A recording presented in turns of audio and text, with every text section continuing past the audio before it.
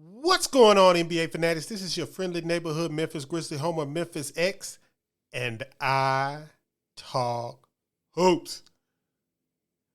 Okay, we're getting back to it now. Today we are doing a review of David Roddy's Summer League.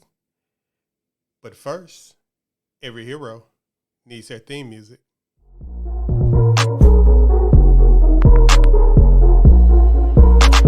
KeyAno. Grizz gang, go hard. Baddest in the game, we be on one. I talk hoops, so secure. All up on the court, but we gon' score. Memphis bringing heat straight from Tennessee. Demarest back and let's go. The 2022 NBA Draft saw the Memphis Grizzlies trade longtime fan favorite DeAnthony Melton for the 23 pick in the draft from the Philadelphia 76ers, and also received Danny Green also in that trade.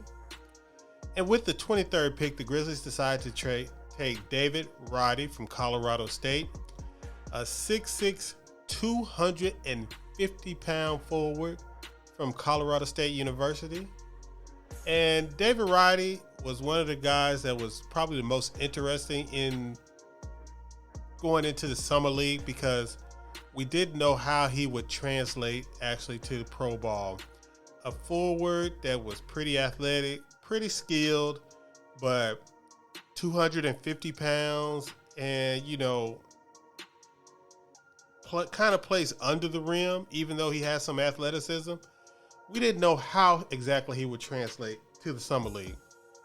So coming to Utah, we saw David Roddy do his impression of somebody who was trying to fit in, get along, try to be one of the guys on the team. And that really wasn't his game at Colorado State. He was the number one option at Colorado State, and he was an elite on-ball scorer at the college level, able to get inside, post up, shoot from three. I mean, he shot over 42% from the three-point line his final year of college. So he was an elite on-ball scorer in college. And I think he led the Colorado State Rams to their conference championship also. So when he got to Utah and averaged 18.3 points, 18.3 minutes, 10 points, shot 43.8% from the field, didn't hit a three-point shot, made all his free throws, 4.5 rebounds, 1.5 assists, 1.5 turnovers, one steal, no blocks, and 2 fouls every game. People were kind of, I'm not going to say disappointed, because I'm never really disappointed in Summer League unless it just looks like you just totally don't belong. But he looked like he was going to have a little harder time adjusting to NBA size than most people thought going into the NBA. So the NBA Summer League in in Salt Lake was kind of interesting. Now, we move it to Las Vegas. And in Vegas, it seems that one of the reports that came out about the Vegas Summer League was that the Grizzlies Summer League coaching staff, had to have a talk with David Roddy about his performance. Not that he was performing poorly, but that he was not being himself.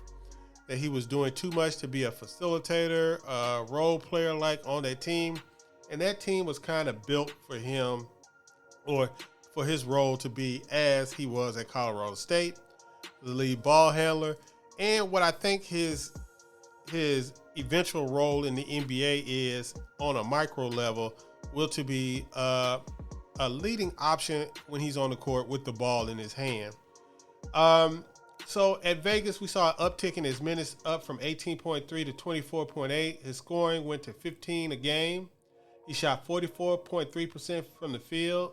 He still didn't get his three ball to falling, and this is kind of a normal thing with rookies. And this is why you see it with a lot of the G League elite guys when they go to play for the G League elite, because adjusting to the depth of the three-point line from NBA range is an adjustment that players have to make.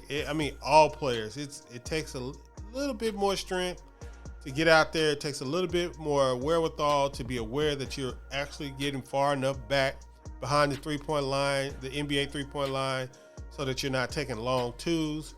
So his three-point percentage of 21.7 was really disappointing, but of course, we're talking about a small sample, 5 games or so.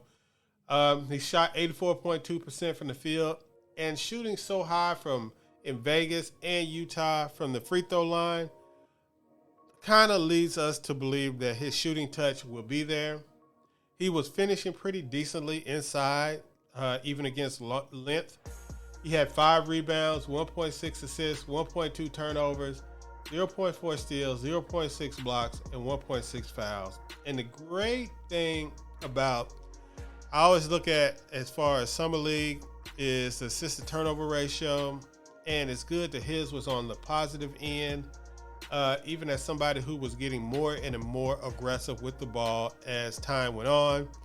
And we kind of saw that the real David Roddy was coming out of his shell. As Vegas got more and more popular, he started throwing down dunks over people, getting out on the break. As far as leading the break, getting out on the wing, which I think is going to be his primary role as far as playing with the big team, with Ja Morant and Tyus Jones mainly having the ball, and Desmond Bane also, and of course Dylan Brooks. His ability to get on the wing, and if he gets his three-point shot down 38% from three-point line, I think he's going to be a real effective scorer in the NBA, even as a rookie. And I think he's going to really help on the boards and scoring inside, especially the offensive boards, because with his size and his girth, he's going to be able to move people out of the paint, move them around, be able to get position on them and things like that. So all in all, what I would say is Utah was kind of a stunning experience for most as far as David Roddy's performance, but Las Vegas started to show the promise that David Roddy had as a prospect, and it gives the Grizzlies and Grizzlies fans something to look forward to. He's got a little bit more time. He has a couple of months between Summer League and training camp to work on his game, get in better condition. I think that was a problem in Utah also. Get in better condition and get more prepared for the NBA game, and also the role that he's going to play with the Memphis Grizzlies as a rookie. So what did you think of David Roddy's performance in Utah and Las Vegas this summer? And what do you see as his eventual role as a Memphis Grizzly as a rookie? Let me know in the comments. Make sure you like, comment, and subscribe, and I will see you guys at the next video.